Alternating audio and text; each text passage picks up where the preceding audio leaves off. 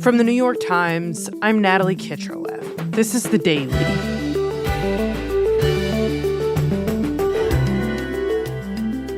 Breaking news, the New York Times just publishing shocking new allegations made against late labor leader Cesar Chavez.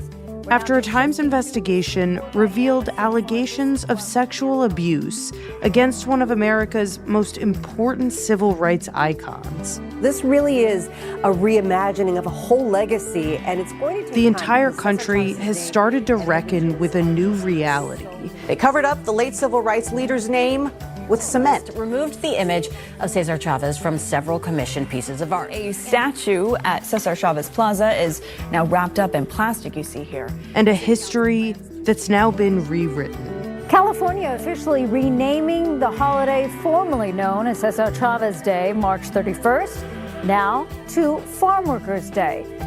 Today, on what would have been Cesar Chavez Day in California, we talked to the reporters who broke the story, Manny Fernandez and Sarah Hertz, about the women at the center of it and what it took to uncover a secret that they'd carried for more than 50 years. It's Tuesday, March 31st. Manny and Sarah, welcome to the show. Thank you for having us. Hi. Thank you. So, you two just came out with this bombshell that was years in the making. This reporting showing that Cesar Chavez sexually abused young girls and women in his movement. And we wanted to talk to you both about how this story came to be and why it came about now. And Sarah, you were integral to all of this. But Manny, the reporting really started with you. So let's begin there. How did this start? It starts in 2021, and I was sort of just getting settled as the LA bureau chief when a biographer of Cesar Chavez named Matt Garcia wrote an email, and the email from Matt Garcia was basically sort of saying, hey guys, I didn't really write about this in my book, but there's some things with Cesar Chavez and girls that you guys should look into. He had touched on the fact that Cesar Chavez had had some affairs in his book, but he was hearing from people saying that there was more than that. And we get a lot of tips. Right. I chase a lot of tips. And what did you think about this one when you got it? I wasn't sure what to make of it. I was just sort of like, maybe there's something there, maybe not. But it was certainly worth looking into. Worth looking into, of course, because of who Chavez is. This monumental civil rights activist in the Latino community. Manny, can you just tell me, what did the name Cesar Chavez mean to you at this point? I mean, I am from Cesar Chavez country. I'm born and raised in Fresno, California. And you can't grow up in Fresno and be from a Mexican-American family and not have Cesar Chavez as just part of the weather of your life. Part of the weather. Yeah. I mean, he's just like, it's not just like streets, murals, and things like that. It's just that it runs a lot deeper than that.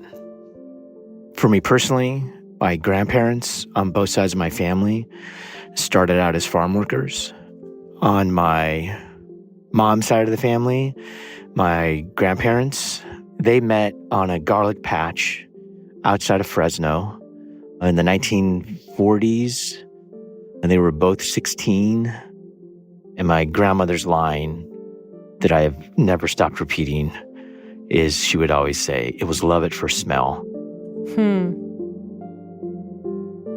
And so, there's just that, that backstory, that's part of my DNA.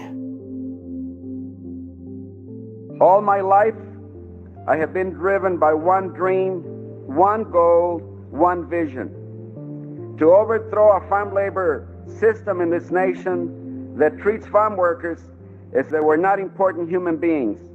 Cesar Chavez is as important to the Southwest as maybe MLK is to the South. Farm workers are not agricultural implements. They are not beasts of burden to be used and discarded. He drew public attention to the conditions that farm workers were working in. Thousands of farm workers live under savage conditions. Some of them were living in basically sheds. And amid garbage and human excrement. Some of them were being mistreated. Our underage children. Some of them were not being paid for the work they were doing. No one even knew their names. We had all lived through the fields, or our parents had.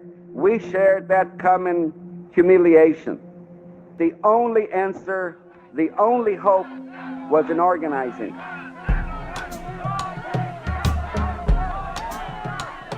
So he is on the front lines, bringing the world's attention to how much farm workers are being paid, how they're being treated. We have looked into the future, and the future is ours.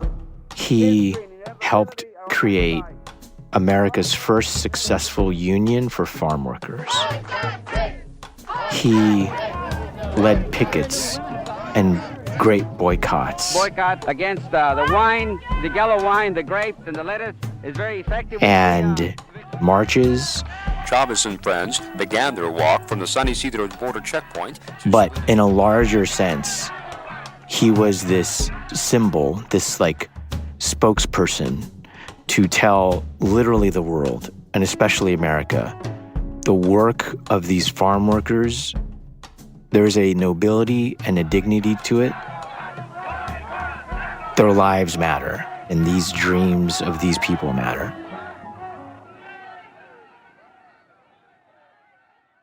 So all of that to say, this tip that you get, this story you're looking into, is not just another run-of-the-mill story for you. Yeah, I mean, this is important to me.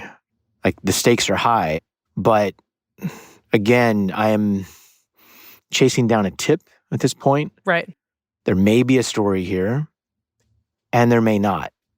But I wanted to talk to the women who were rumored that Cesar Chavez did something to them and hear from them, what is the deal? What happened? Nobody wants to take down a hero, but I think we need to know who our heroes are. Mm-hmm.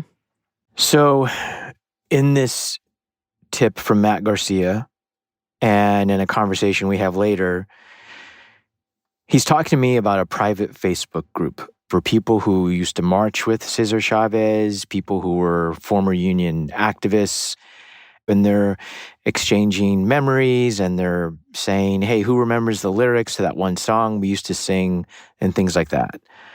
And shortly before Cesar Chavez's birthday, which is March 31st, and it's a state holiday in California, there's this post.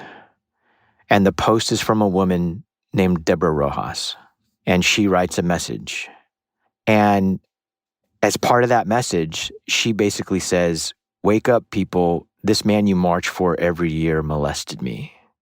And that post stays up for a few days, and then she takes it down. And so I called Deborah Rojas on the phone, but she made it clear that she was not ready to talk. And then one night, sort of late, I get a call, and it's Deb. And what does she say? I can tell that she's been drinking. And she's sort of calling me to say, do you really want to tell my story? You don't want to tell my story. They're going to come after you. They're going to come after me. She believed that the idea of taking down Cesar Chavez would ignite so much anger that people would come after her and her family. The anger would be so high. From Chavez supporters. The they is Chavez supporters. Yes, and it's actually even, she believed that people close to Chavez did not want this story to come out. It sounds to me like what Deb is doing here is stress testing you in a way. Like she's sussing you out. She's asking, do you have the stomach for what it would mean to tell my story?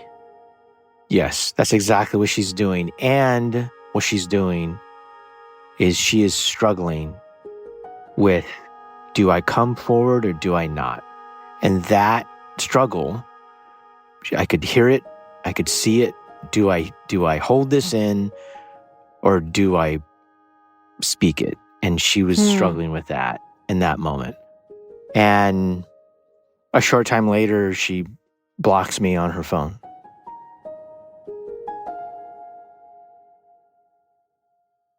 That sounds like a dead end. How do you proceed? One of the things that happens is eventually Sarah gets involved. I get a call from my editor who tells me that they want to send me to LA to help out on this investigation.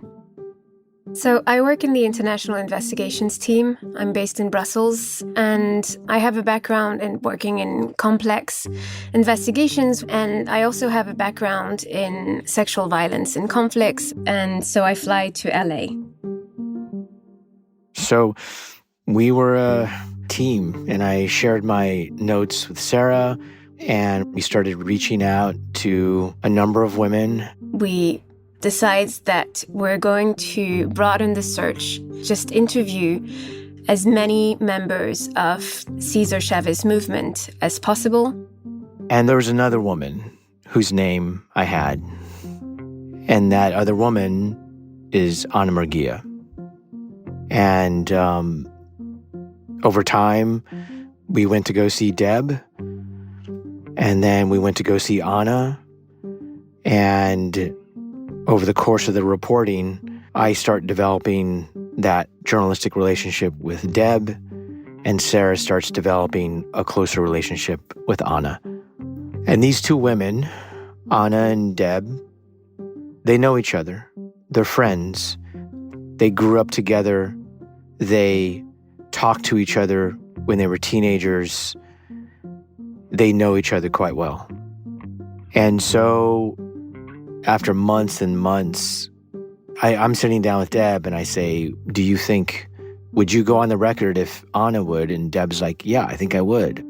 And that's eventually what happens. Both individually decided to go on the record with their names. So I guess we're going to do it like from the beginning. And Ana agreed to have her voice recorded. How are you feeling? Yeah, today I woke up achy today. Yeah. So Ana is 66 years old. She currently lives in Bakersfield in a house with her husband, and she has 3 children. And in many ways, her story is tied to a place Chavez established for his movement in the mountains outside LA, a place called La Paz. You moved to this community called La Paz. Yes, I was 10. My dad was in charge of, just basically getting the property ready. La Paz was his movement's headquarters, and Ana's family, moved up there first. They were the first to move there and to set up the place for Chavez. So when we moved up there, my family for a while was the only family there. They had the old hospital and the houses, and it was just this very eerie, isolated place. It was formerly a hospital for tuberculosis patients. Tuberculosis hospital. So when we where there was lots to explore, and she loved it initially. I was a tomboy, so I liked doing, all that stuff, going out and playing in the creek and taking hikes on the mountainside. And, she loved the mountain caves where she could go by ponds or creeks and play in the water. She also liked how spooky and weird her new environment was. This old, desolate hospital with a former wheelchair that she could spin on. It was kind of a wonderland for her, it sounds like. It was kind of a wonderland. I think she just enjoyed being carefree. She just enjoyed being a child. It was a very good place for me. Were you proud to be part of this union? Yes. Yes, I enjoyed it. It was something, I guess it was instilled in me from my dad, going out and helping other people and doing good for people. Her father, he was very invested in Cesar Chavez's movement. In fact, she basically met Cesar Chavez through her dad, when her dad married a volunteer in that movement. And so Cesar Chavez attended the wedding as her dad's best man. Wow. And she remembers attending that wedding. Yes, I didn't know it at the time who he was, but that was the first time. And I just knew that from pictures I had seen. So Anna was very much a child of this labor movement. She understood its significance from a very early age, and she picked up on how important her family's role was in building this community in La Paz, as soon as they moved in, really. I thought it was a good thing, but through the years, as I got older in my younger teen years, it got difficult. We felt stuck because there was really nobody there. Now, the only thing is that this environment was very isolated. There wasn't much going on outside, and also not many people living with her. My dad, because my father was always gone. He was an organizer, so he was always gone. Her father, he was never around because Cesar asked him to go on tour with him. He was always on picket lines. He was always helping Cesar getting contracts unionized for the farm workers. So her dad was always on the move. Her stepmom was sometimes there, but also gone at times.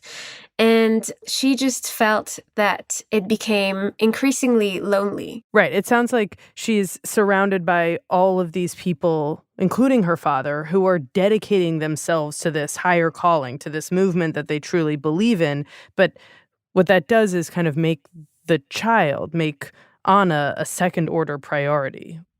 Absolutely. And she tried to fill that loneliness by working herself as part of this union. So I would go to school and come home and go work. For a time, I worked, in the purchasing, making sure that we had enough office supplies, ordering office supplies. I worked in accounting for a while. Then I started working in Cesar's office. Cesar moved in about a year and a half after Anna's family had moved into this community. And she had seen him by then and knew how important he was. He was often surrounded by his bodyguards, whom he employed, after he started receiving quite a lot of death threats. So she could sense the presence of an important man. So when Cesar started asking her to work in his office, that felt very special. Mm-hmm. When did that start? I think I was like about 12 and a half, 13 years old. So I would do basically filing, typing letters, just, simple stuff like that I could do. She was very proud to say that she could mimic his signature to help answer fan mail. Yeah, because I would send his pictures, so I would practice writing. And so then I would sign because at one point it got too much. So I would sign. Or work on the switchboard. I enjoyed it. It was a board with a bunch of cables, and it reminded me of a character that Lily Tomlin played as a switchboard operator. Gradually, he starts inviting her in his office to just have these one-on-one talks. And Anna says that they talk a lot. I had a really hard time talking to people. I had a hard time talking to my dad. I had a hard time talking to my stepmother. I didn't have a good relationship with either of them at the time. And he was one adult that I could confide in, that I knew he wouldn't tell my father, what I was feeling, or, somebody that I learned to trust, that I could talk to. And so Anna tells him how lonely she feels in this community, Things that went on at school. how lonely she feels at school, Like if something happened at my house, with my dad. how lonely she feels in her home. And how would he respond to those things? He would just listen and try and be understanding. And Cesar, in exchange, tells her that he too feels lonely. And he would say how lonely he was and how hard it was that he always had to have people with him. And so it was so bad that, sometimes he couldn't even go to the bathroom by himself. There would have to be security outside, right outside the bathroom with him.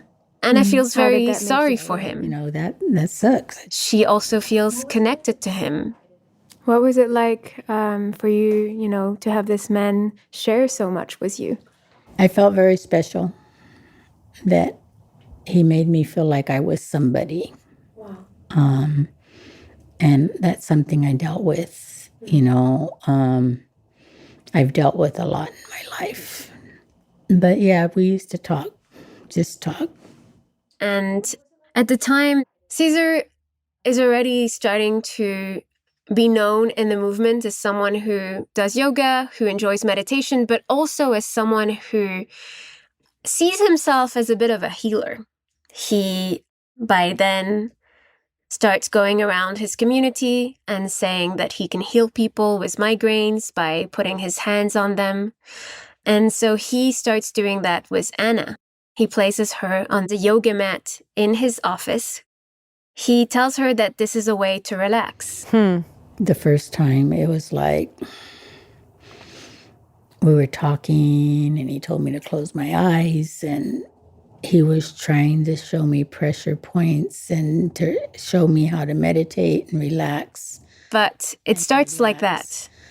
And then he would start kissing on me, and I was very surprised when that happened. I didn't understand. It is on the yoga mat, while showing her these pressure points on her hands, on her body, that he starts kissing her. How old is he at this point? Cesar is about 44, and Anna is 13. Did you understand what kisses were, or what, how? Not at that time. It was just, not anything intense at the beginning. Eventually it got more kissing, and pretty soon it moved on to other things. And it transforms into something where he regularly calls her to his office to be physical with her. I felt I had, who was I going to turn to once it got past that? When it got past the point when he took me to that mat to have intercourse, I don't know who I would talk to. Yeah. I had no one to turn to. And it kept on. And he would tell me not to tell anybody, to keep it a secret. My friends would be jealous.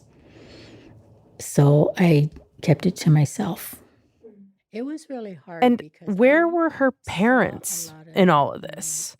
Did they know what was going on? My dad was gone. Yeah. He gave everything to the movement. She says that she didn't feel like she had the space to tell them. I didn't know how he would react because he was Cesar's compadre. I didn't know if he would be mad at me. I didn't even know if he would believe me. And I didn't want to find out.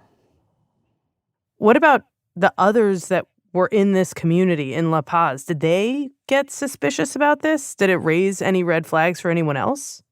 No, even though she had to pass by several people to enter his office, where he would then lock the door.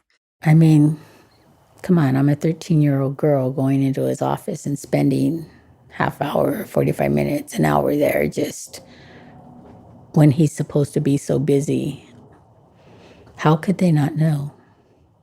But then one day, I was on my way to Cesar's office and I ran into Debbie because Debbie's... on the path to Cesar's office, she runs into Debbie, who's 12 at the time, when Anna is 13. And I ran to her, well, where are you going? And I told her where I was going and she looked at me like what? I'm like, yeah. And so we started talking. They quickly realized that they're both going to his office and doing the same things. Oh, wow. We looked at each other and we said, wait, we both said the same thing. Well, he told me not to tell anybody because they would get jealous and she would. And so it felt really like a sort of relief to have someone to finally be able to share her secret with. Her and I would talk to each other because we were the only ones we could talk to. We felt safe with each other. But it doesn't change Anna's dynamic with Chavez. He continued to keep her close. And over the next few years, he would bring her with him often on tour. And I thought that was the coolest thing, because I got to meet Joan Baez. Crops are rolling and the lettuce is rotting.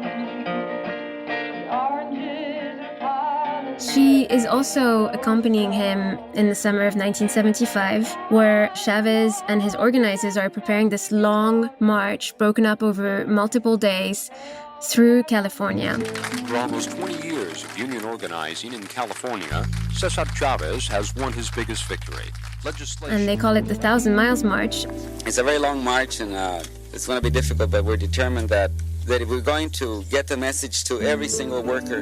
And the goal is to draw public attention to their recent victory that gave farm workers the legal right to unionize in the state of California. That we have to walk. We can't fly and we can't drive because driving and flying is just too rapid. And so Anna is joining him in the middle in Fresno with Debbie, her friend. It was exciting because, we were participating. To me, we were participating in something really good. Yeah. So Debbie and I, we traveled with Cesar and his guards. We stayed in the same houses. It was fun. We were always in that circle with Cesar. Made us feel very special. It sounds like he's really at the peak of his influence, Chavez, and of his movement's success. Like, I assume the girls can feel that as they're with him, that adoration he's being showered with. Absolutely. It definitely has an impact on them in the way that their secret is even more tightly held, because here they are, these two girls from farm workers' family who seem to think that they're nobodies in contrast to this great hero of the people. Why would I want to destroy the cause for me, for my life, how it affected my life? I was nobody. I was just a kid.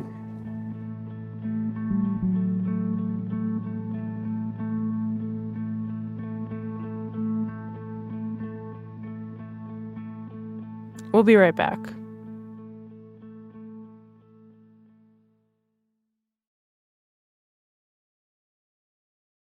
So when does Anna start to break free of Chavez?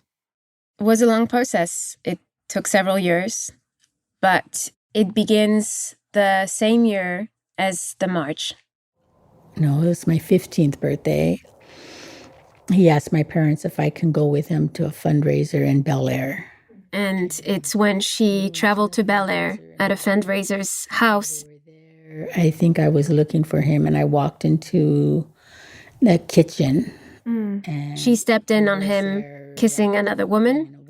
And she tells me that she felt disgusted by that. And had the sense of feeling betrayed. Because he always made it seem like I was the only special one in his life. I finally had somebody there that wanted just me. And why do you think it was this moment that hit her so hard? Yes. Like, what about it do you think really shook her in this way? I think that she realized something that she probably knew but hadn't quite come to grasp, is that she wasn't someone whom he loved or whom he saw himself being with. She was just someone who he was using. And she starts pulling away.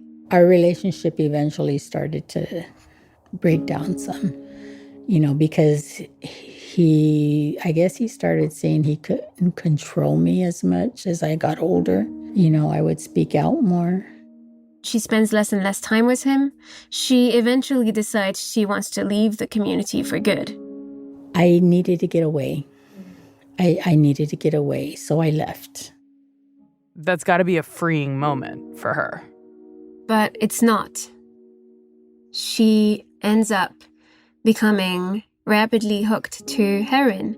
So while it's supposed to be a moment of freedom, it's supposed to be a moment where she's finally not under the grip of this one man, she is starting to use.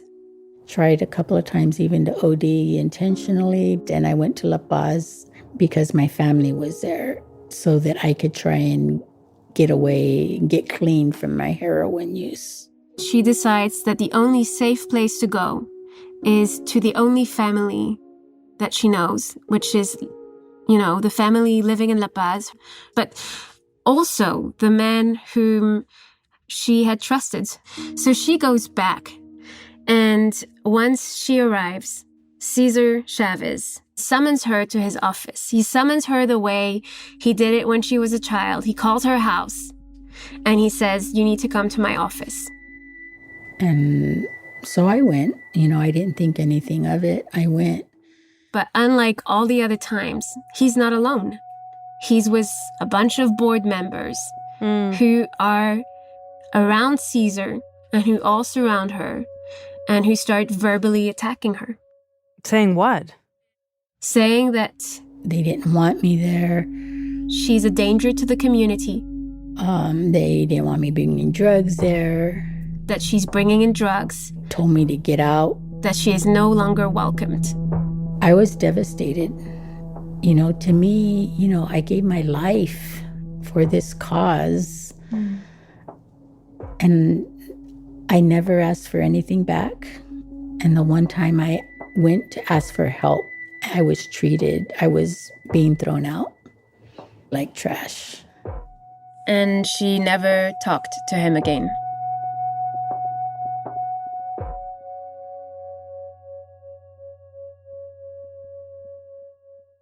So that is obviously a very devastating story, incredibly difficult to hear and to think about. I want to just pull back and ask, to what extent is Anna's experience reflective of broader patterns that you all uncovered in this reporting? Anna's story matched the other stories we were hearing from other women. The way that Cesar Chavez sort of created that special bubble for Anna to make her feel special, to have her work for him and do different tasks and to spend time together alone in the office, that matched up with how he treated Deb. The same sorts of things that he was doing with Anna, he was doing with Deb. So we've now talked to 7 women with a range of allegations against him of sexual abuse, sexual assault, and sexual harassment. And what we've heard from talking to those women, as well as others, is that he would sometimes have consensual affairs with adult women, and he would have also non-consensual sexual encounters with adult women as well. And one of the most prominent examples of that is Dolores Huerta, right? A civil rights icon in her own right, who also came out to say that she too was a victim of sexual abuse at the hands of Chavez. This is a 95-year-old woman. This is Dolores Huerta. This is Cesar Chavez's top female partner in the entire movement that he created. This is the woman who coined Si Se Puede. This is perhaps the most famous Latina activist in America. We sat down with her for 2 hours and she told us Cesar Chavez sexually assaulted me, and he also manipulated me into sex in a hotel room. And she told us both of those sexual encounters led to pregnancies, and she had those babies in secret, and she has held on to this secret for 60 years. We have not independently verified what Dolores told us. However, it does match a pattern that we've heard from several women about how Cesar Chavez operated. And what about that concern that Deborah shared with you early on that her story might prompt this wave of anger towards her from people close to the movement? Has that materialized? No, it hasn't really. They've been flooded with support. I think in many ways, like some of the backlash that they feared in coming forward has actually been directed more towards Cesar Chavez and any sort of public displays of his name and his face. I graduated from Fresno State University. There was a statue of Cesar Chavez on campus. After our story published, people at first put a black cloth over it, and then they put a plywood box over it to cover the statue, and now that statue has been removed. Similar things have happened in other cities across California, across the country. His name has been removed from buildings, street signs. I have received emails and texts and phone calls from people who are Mexican-American who tell me that they were just devastated, that it was painful for them to read this. It was painful for them to lose a hero. I think the country is in the middle of reckoning with his legacy. Manny, I want to ask, these women had kept this secret for decades and decades, 60 years in one case, and Cesar Chavez died in the 90s. So why did they decide to come forward now, after all these years? You know, I was talking to Deborah the other day after the story published, because she was hearing or seeing in the media this sort of question of why now? And Deborah said, why not now? And I think her point was sort of like, there was never a perfect moment for Deborah to do this. And Deb said, he has been a shadow over my life, and I want it to end. It's time. Sarah, what do you think about that question? About why now for Anna? I think for Anna, there are several factors that come into play. It's not just one big reason. The first one is her dad. I didn't want my dad to be so disillusioned by this movement, by this man that he worked so hard with to help bring about change for the farm workers. About a year and a half ago, her father passed away. You know, he died thinking this man did a good thing. And so that was one of the reasons why she thought it was okay to tell her story. It made it easier. Oh, wow.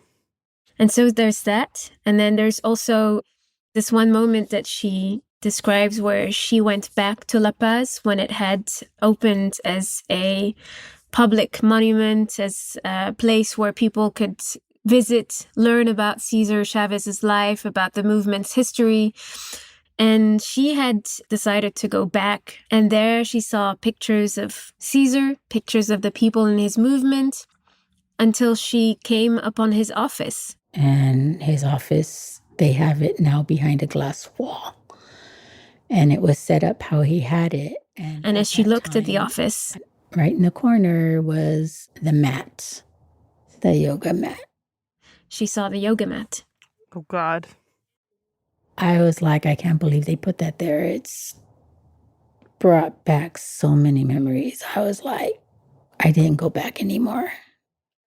It's just so unique, so rare to have a place where someone was abused to be on display to the wider public. At the same time, she also has come to realize that her life didn't necessarily have less value than the leader, than Cesar Chavez. You know, I'm sorry to his family, the Chavez family, for doing this to their dad. And I just want them to know that I'm sorry. But I couldn't hold it anymore. It's time. People need to know. They need to quit worshiping this person. He's just a man. He's not the causa. There were many men, women, and children that sacrificed for this cause. Yeah. And many lives were changed because of the cause, not because of the man. It's time for the people that he hurt to speak out.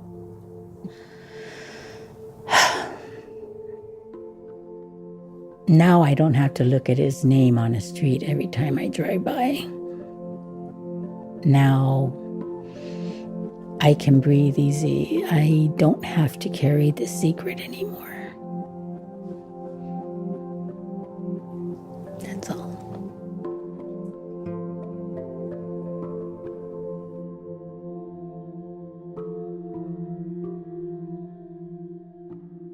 Well, Manny, Sarah, thank you both so much. Thank you. Thank you for having us. Thank you.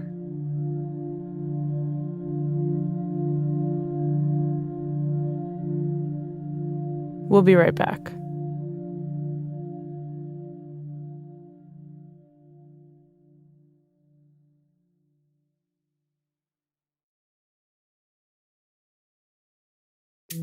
Here's what else you need to know today.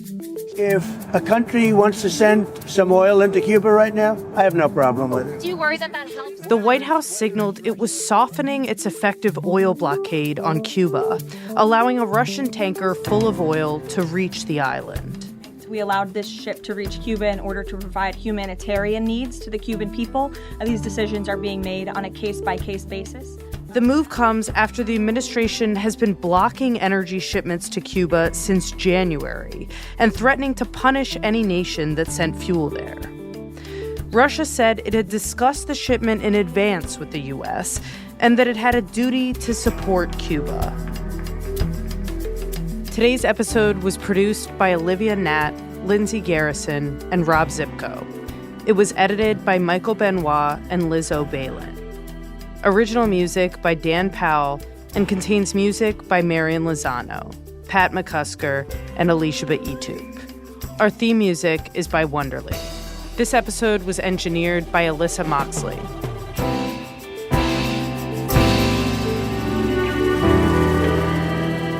That's it for The Daily. I'm Natalie Kitroeff. See you tomorrow.